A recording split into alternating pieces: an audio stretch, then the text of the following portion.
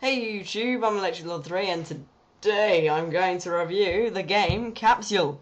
First of all, before I start this review, I'd like to say I did do a series on Capsule and I uploaded up to 3 parts, but due to a few problems and my voice and all this different stuff, Capsule, the series I was doing, is officially cancelled, but no need to worry, because that's not the last of Capsule you've seen on my channel, because I am about to do a review on it and possibly a Let's Play of the sequel, which he is working on. Now that that's out of the way, let's begin with the review.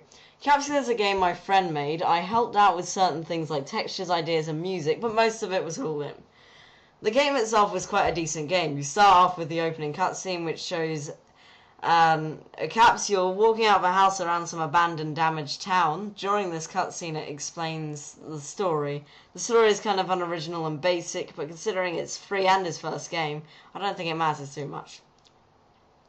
Not much happens with the story. With the after the cutscene, not much happens with the story after the cutscene really, apart from the gems and the antagonist. The graphics are okay, but there's something about them which feel out of place. Sorry.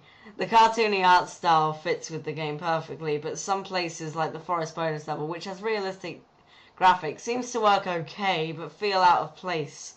The graphics are so spread out and random, I'm just not so sure. But at least you can tell what most of it is supposed to be. The character design is lazy and doesn't even turn when it walks, but to be honest, it doesn't make much of a difference, considering it's his first game and a test game for the company. So, lazy story and lazy character, first game I can forgive him.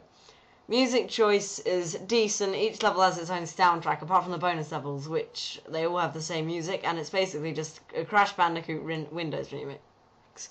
But seem to still fit. But they use the bonus level in the final boss the final boss music, which wasn't a good move. Makes the fight worse than it is and doesn't fit much. Though it's getting changed, most of the music fits well. Level 5's is kind of weird, but nothing too bad. The controls used to be stiff, but not too great. But once you get used to it, it's kind of not that bad. Now the game is updated, the controls have been fixed, but still kinda awkward, but playable and usable to the point where you can have fun. Now let's talk about inspiration or copies from other games in certain ways. The orange port at the end is obviously supposed to be a Crash Bandicoot related thing, and the gems are Crash Bandicoot and Spyro inspiration. The level select is similar to Rayman, but again, it's nothing worth speculating, to be honest, as it's just a minimalist game. Also, the orange portal at the end of the level takes you to the next, and there are some which are more well hidden, which take you to secret levels, and some secret levels you can even access more secret levels from. It's very interesting. But considering red is death and orange is win, and red and orange are so close, and its likeness to Crash Bandicoot, I think in Capsule 2 it should be green and not orange for the winning portal, so there's much more of a noticeable difference. There is a co-op in this game in which it's 2D, which is interesting. The controls for 2-player are alright, but with W to jump on player 2, I think up on the arrow key should be jump for player 1. Hopefully they will be changed, but we'll never know. There is an extras menu which shows you the basic stuff like his YouTube, which by the way is Super Lego Madness, the Capsule trailer and Brick Breaker minigame. The final boss isn't all that great. It's short and just not that well made, but it's still alright, considering, as I said a million times during this, it's his first game, so you gotta cut him some slack. But bad music choice, which is probably getting changed, the shortness of the battle, and just the general fight simpleness makes it not all that fun. And it also doesn't seem that epic, even though the story's not that much. You'd expect the fight to be just a bit more. But, oh well, stuff happens.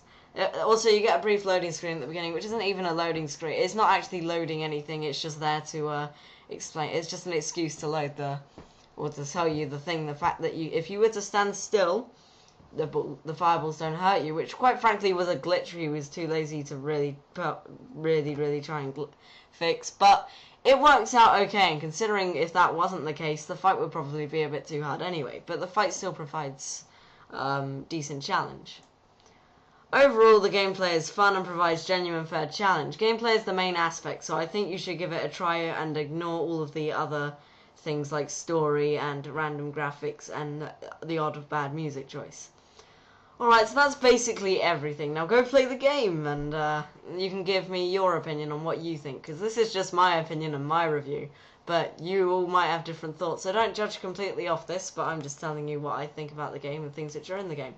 Thanks for watching, leave a like if you enjoyed, and I will see you later. Sparks, have a good day.